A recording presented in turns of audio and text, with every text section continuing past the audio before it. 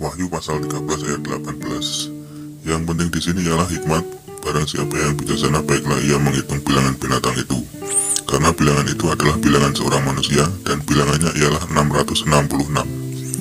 Bilangan 666 sampai saat ini masih menjadi misteri yang belum terungkapkan, meskipun banyak penafsiran-penafsiran yang berusaha mencari tahu apakah dan siapakah yang dimaksud dengan bilangan itu. Ketika dikatakan bilangan itu, ia adalah bilangan binatang dan bilangan manusia. Mungkin sudah banyak teori-teori yang mengungkap rahasia ini. Bahkan dari hasil penyelidikan akan rahasia ini telah banyak memunculkan fenomena dan nama-nama manusia yang dianggap memiliki bilangan itu dan dianggap sebagai antikristus. Penafsiran yang demikian tidak lain adalah tindakan menghakimi.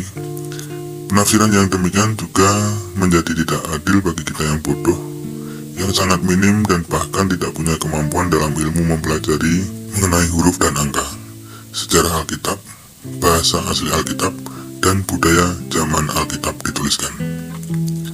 Dan kalaupun pengetahuan dan metode yang demikian yang digunakan, maka bahasa aslilah yang harus menjadi acuan. Dan ini pun akan menjadi lebih sulit dan menjadi masalah bagi banyak orang untuk dapat mempelajarinya.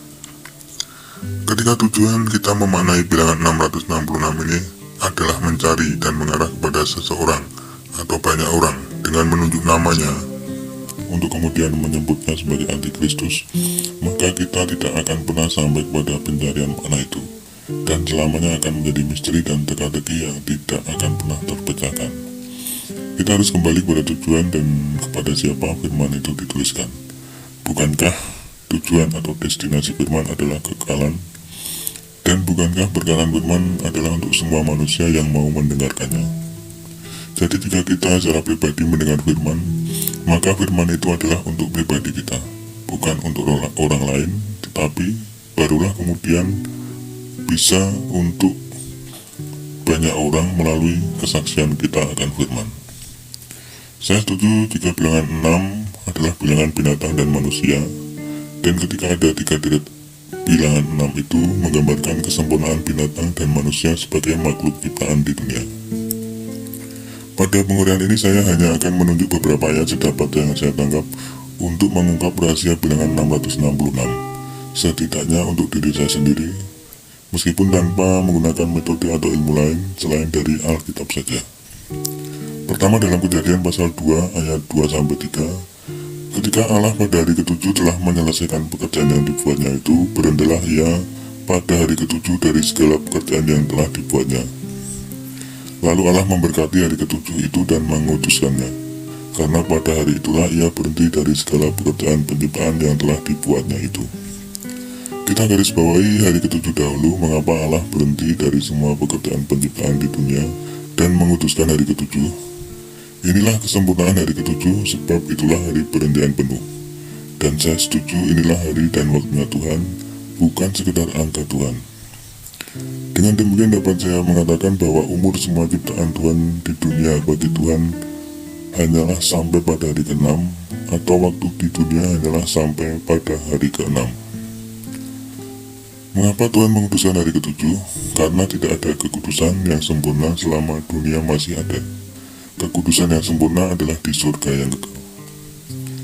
Segala yang ada di bumi ini akan dilenyapkan, seluruh alam semesta, semua makhluk termasuk manusia dan binatang.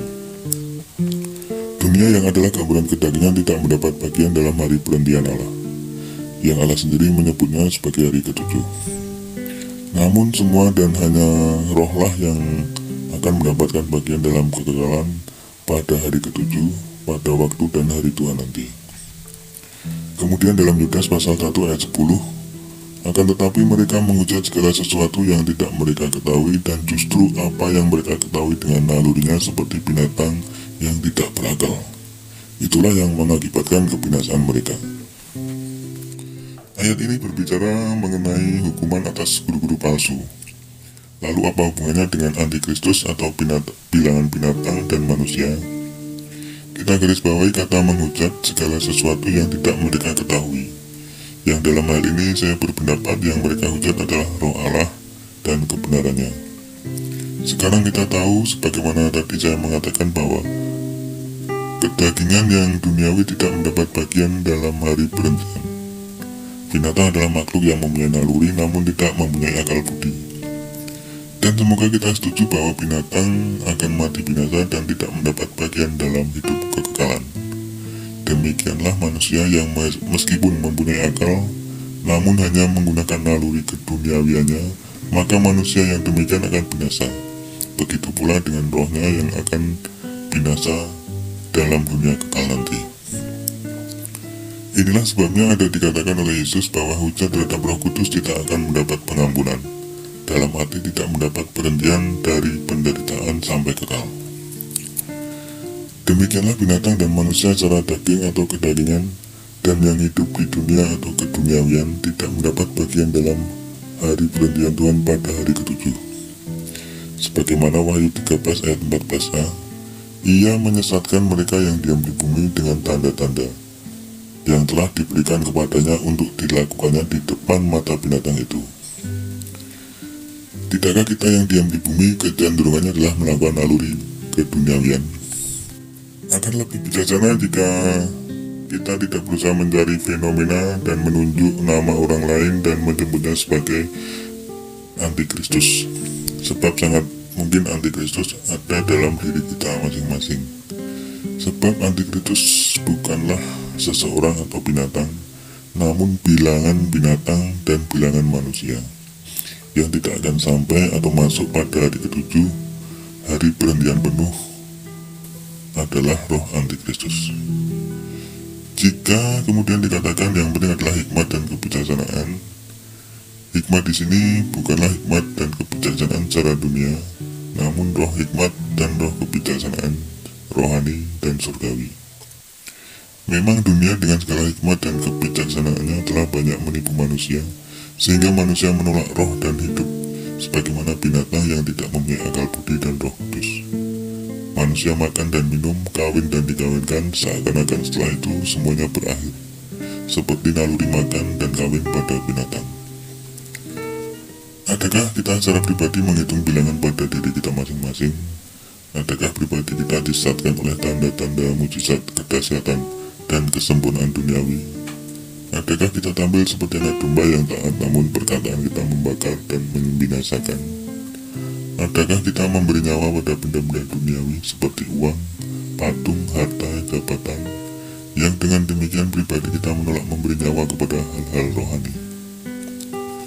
Hanya diri kita sendirilah yang dapat menghitung apakah ada bilangan 6 pada kita, yang memang menjadikan kita sempurna secara duniawi, manusiawi, dan hewani. Namun menyebabkan kita tidak dapat masuk ke dalam hari perhentian Tuhan pada hari ketujuh. Sebab dengan menerima dunia dan hidup untuk dunia, berarti kita telah menolak bahkan membuang hidup oleh Roh Kudus. Untuk apa memiliki dunia, tetapi jiwa kita binasa? Kesimpulannya adalah ketika kita dapati bahwa pada diri kita hanya terdapat bilangan binatang dan bilangan manusia yang hanya hidup untuk dunia dan menghidupi dunia, maka itulah yang seharusnya menjadikan kita takut dan khawatir. Sebab semua yang ada di dunia ini tidak mendapat bagian pada hari perhentian Tuhan. Sebagaimana 1 Korintus pasal 15 ayat 50.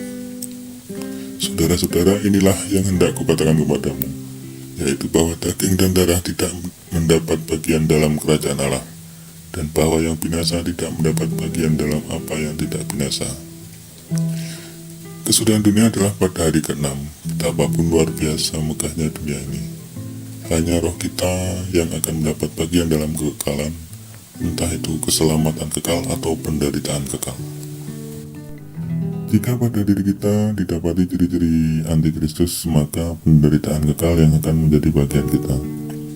Tetapi ketika didapati pada diri kita ciri-ciri murid Kristus, maka keselamatan kekal akan menjadi bagian kita.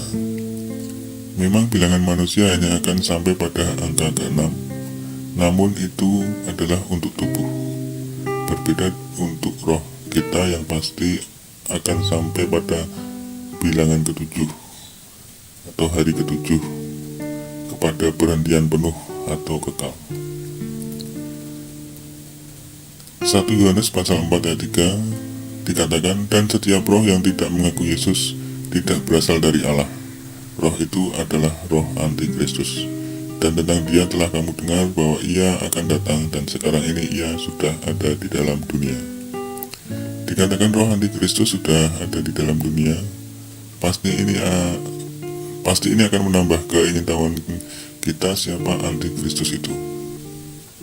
Namun tidak perlu jauh-jauh kita mencari antikristus atau pemilik bilangan 666.